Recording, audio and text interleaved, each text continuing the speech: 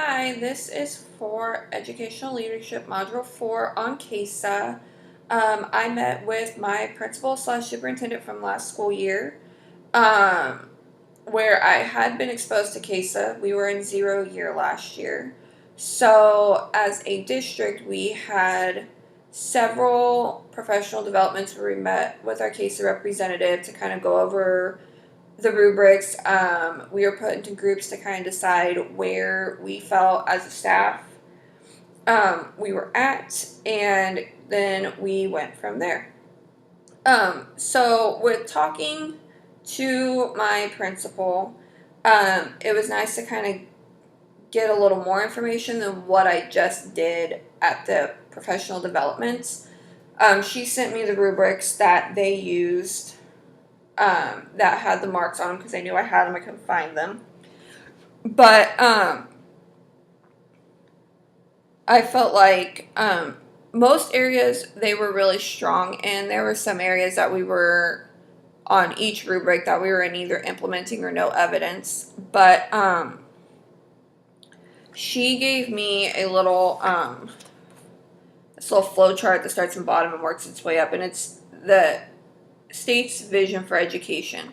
So I felt like that was very helpful. I'm glad she gave it to me because it kind of simplified everything for me. And she said it's on the KSDE website. She just couldn't remember exactly where at, so you might have to go and dig a little bit.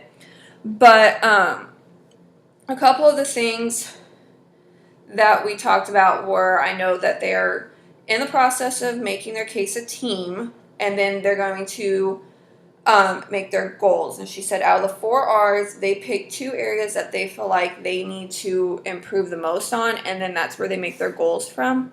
So the first area was relationships with families. We were no evidence or implementing in that one. And under rigor, career, and technical education, we were in implementing for the most part, but there was some no evidence as well. So we would be just in the beginning. We wouldn't be a model institution. We would just be in the beginning.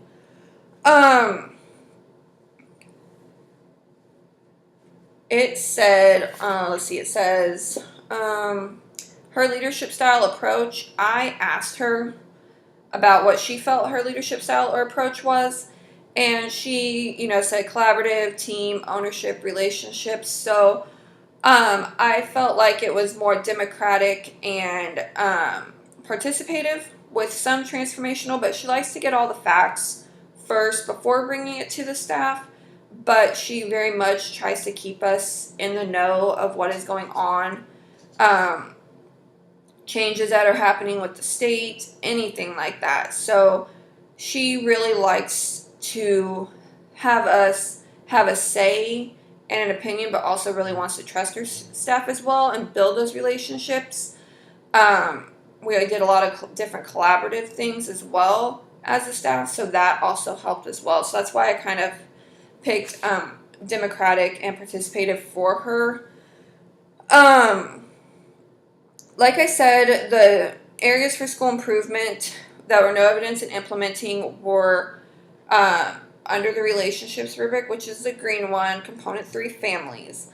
For this one is where I felt like standard 8 really fit in, because standard 8 is meaningful engagement of families and community. Effective educational leaders engage families and the community in meaningful, reciprocal, and mutually beneficial ways to promote each student's academic success and well-being. So when I was talking to her about this, she said she felt like one reason why this was an area they struggled in could have to do with where Jackson Heights sits at. It's 5 miles north of Holton. It's right off the highway, and it consolidates about 4 really small towns north of Holton. So trying to get families to drive in or come in when a lot of times their kids either ride the bus or have something else going on after school can be a little challenging. She said one of the ways that they've kind of started this is they have a site council for both elementary and secondary. So that, again, is kind of getting the families involved. She gave them the rubrics for the 2 areas we're focusing on to kind of get their input on, which she said was very helpful. And it's just a matter of trying to get families to come in that's not for like a sports event or something like that, but for, family literacy night or conferences or open house or anything like that. Sometimes that can be a little challenging. So really working on trying to get the families more involved, and knowing our families more, whether that be like through a Facebook page or different areas like that. Giving the families different resources and communicating with them. So that was the standard I felt on with that one.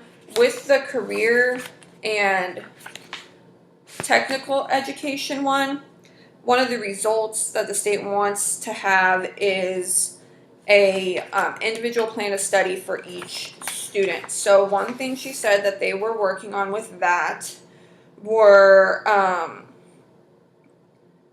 they're doing an individual plan of study for all kids 7 through 12. The buildings go pre-K through 6 and then 7 through 12.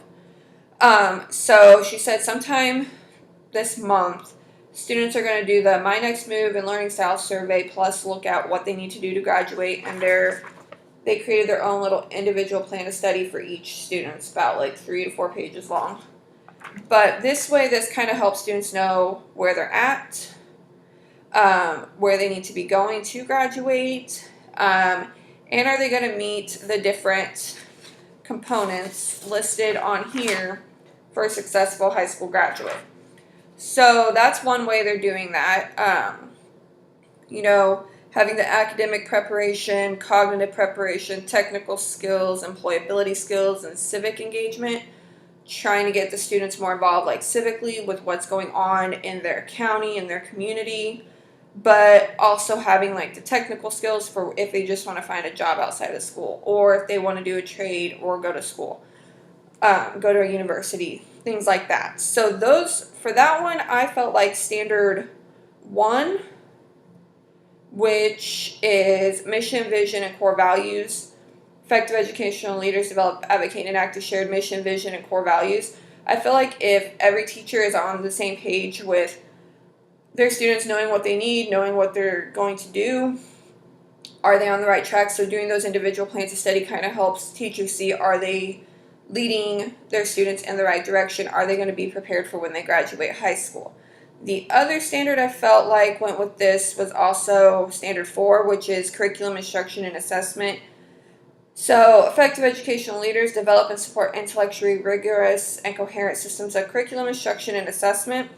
So looking at the curriculum, making sure that it's preparing them for outside of high school, academically, cognitively, technically, whatever, along with challenging the students as well. So for that one, career and technical education, it was mostly in implementing, but there were some aspects that were no evidence, and she said those were the 2 areas they felt like they really needed to work on. And once they get their team together, they're going to set their goals for that and go from there.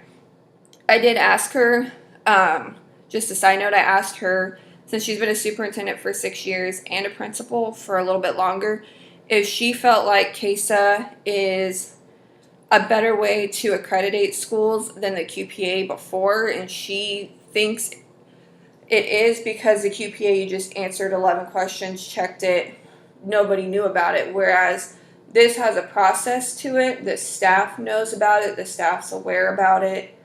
And there's a process to it. And it kind of has more of that accountability to it.